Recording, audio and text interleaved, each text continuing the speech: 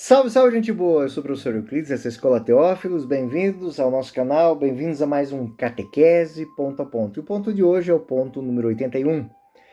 O tema é duas formas distintas de transmissão, mas uma única palavra de Deus. É bonito o tema de hoje para a catequese, muito bonito, porque este tema que está dentro do primeiro capítulo, Deus ao encontro, dentro do segundo capítulo, é o primeiro tema do segundo capítulo, Deus ao encontro do homem, o artigo 2, a transmissão da revelação e formas de transmissão distintas. O ponto número 81, ele fala o seguinte para nós: a Sagrada Escritura é a palavra de Deus, enquanto foi escrita por inspiração do Espírito Divino. A Sagrada Tradição, por sua vez, conserva a palavra de Deus confiada por Cristo Senhor pelo Espírito Santo aos apóstolos e transmite-se integralmente aos seus sucessores, para que eles, à luz do Espírito da verdade, fielmente a conservem e exponham e a difundam na sua pregação. O Concílio Vaticano II é citado novamente na nota número 47, a Dei Verbum número 9. O artigo número 81 do Catecismo da Igreja Católica, ele vai então apresentar esta relação entre a Sagrada Escritura e a tradição como duas formas distintas de transmitir uma única palavra. Esse ensinamento, ele tem o seu fundamento na própria tradição da Igreja. Todos os concílios, desde o Concílio de Jerusalém até o Concílio Vaticano II, tratam disso. É muito bonito no Concílio de Jerusalém, que está no texto de Atos dos Apóstolos. Não é certo que deixemos a pregação da palavra para servir às mesas. E aí a Igreja, na sua tradição, criou os diáconos, aqueles que são os ministros da Eucaristia, Estevão, Filipe, todos esses homens. Então, é a reflexão em cima dos valores, daquilo, de uma regra que são... A Sagrada Tradição interpreta aquilo que a palavra nos diz. Ide pelo mundo inteiro pregar o Evangelho a toda criatura. Isso é um mandamento de Cristo. E os apóstolos, diante de uma situação muito corriqueira, ou seja, muito comum, se viam a comunidade crescendo e os apóstolos tendo que agir com a caridade, mas se dando conta de que estavam fazendo a caridade, estavam servindo as mesas, mas e a palavra? A palavra estava ficando de lado, o ensinamento estava ficando de lado. Então, eles interpretando que naquele momento era necessário que eles fossem se devotar ao ensinamento, à catequese, à pregação da palavra, escolhesse homens devotos, pessoas de reputação que pudessem servir às mesas, fazer. Então, daquele munus de pregadores sai também a interpretação teológica. Então, isso tudo chega até nós através da própria Sagrada Escritura, que é descrita como a palavra de Deus, escrita por inspiração divina. E esse conceito evidencia que a Sagrada Escritura, embora escrita por autores humanos, tem Deus como principal autor. Pois os escritores sagrados, eles fizeram isso movidos pelo Espírito Santo. Assim, a Bíblia não é apenas um texto histórico, um diário, mas é um instrumento onde Deus fala com o homem, onde Deus comunica a salvação. E a tradição, por sua vez, a tradição sagrada, ela é distinta da Escritura, mas ela refere-se à transmissão viva da palavra de Deus, confiada aos apóstolos que a interpretam também pela ação do Espírito Santo. Ela abrange os ensinamentos e se expande através da celebração litúrgica, das práticas da fé, que é vivida, que é ensinada, que é transmitida pela Igreja ao longo dos séculos. Santo Irineu, ele fala que a tradição é o depósito da fé, é o sacrário da fé.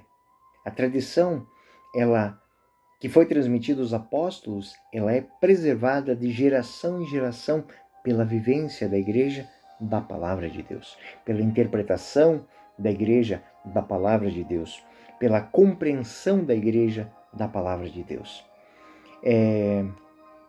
Então, o texto central do ponto número 81 é dizer que existe uma complementariedade entre escritura e tradição.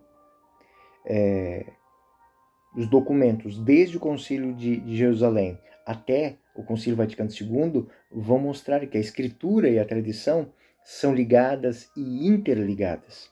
São Tomás de Aquino, ele vai dizer que a Sagrada Escritura é o fundamento da doutrina cristã, enquanto a tradição é a interpretação viva e fiel desta doutrina. Então, ele falou isso na Suma Teológica, livro 1 e 2, né? Santo Irineu de Leão também, Santo Agostinho, dentro da patrística, eles vão salientar que é essencial para a compreensão da Sagrada Escritura a interpretação que a tradição faz dela.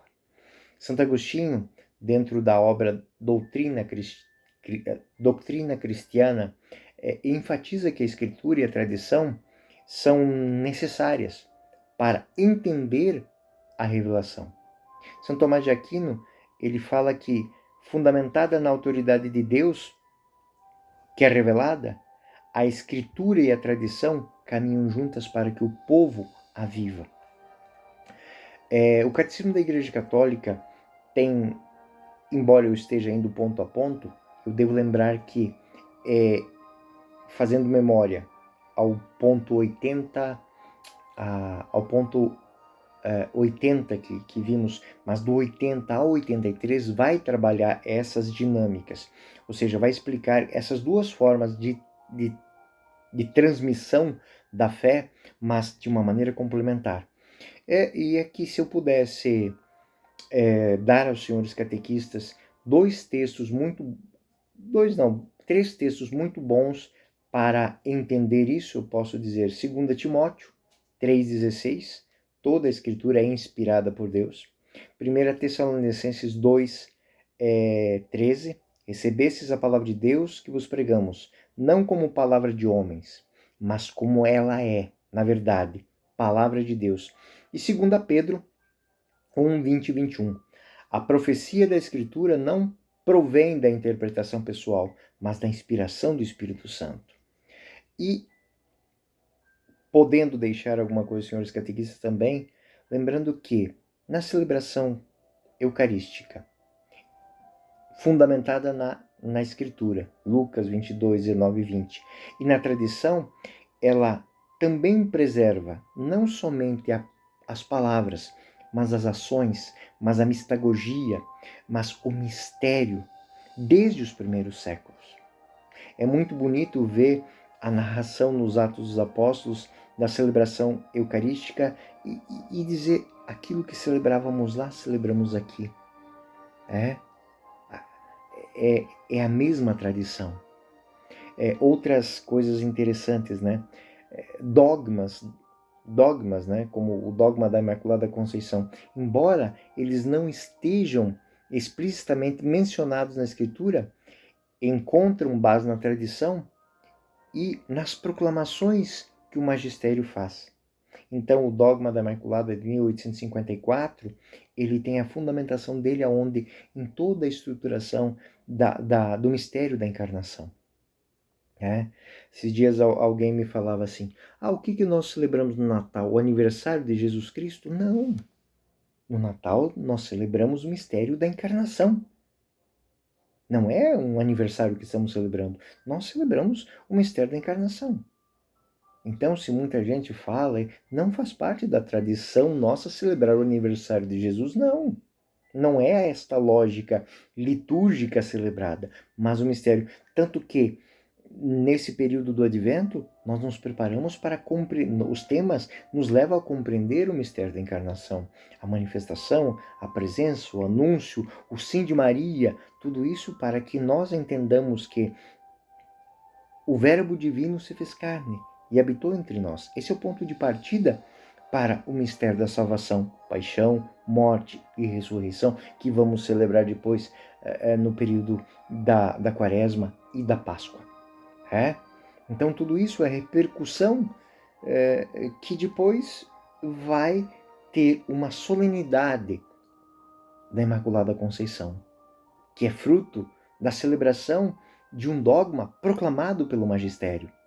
Então, concluindo esse tema de hoje aqui, a complementariedade entre escritura e tradição é essencial para a compreensão da vivência da fé cristã. Senão, todo esse mistério, toda essa vivência, pareceria que estão desconexas com a vida das pessoas. A escritura, então, fornece a base textual da revelação. E a tradição vai garantir que a sua interpretação autêntica e viva se aplique à vida. Ambas são iluminadas pelo magistério, que preserva a sua unidade e a sua fidelidade à mensagem divina pela própria ação do Espírito Santo, que torna viva e eficaz toda esta caminhada de fé fundamentada na tradição e na Escritura. Bom, espero que esse tema tenha sido útil aos senhores catequistas e teólogos que estão aí assistindo esse vídeo. Deixo a todos um grande abraço. Eu sou o professor Euclides, dessa Escola Teófilos, e esse foi mais um Catequese Ponto a Ponto. Fiquem com Deus. Até o próximo ponto.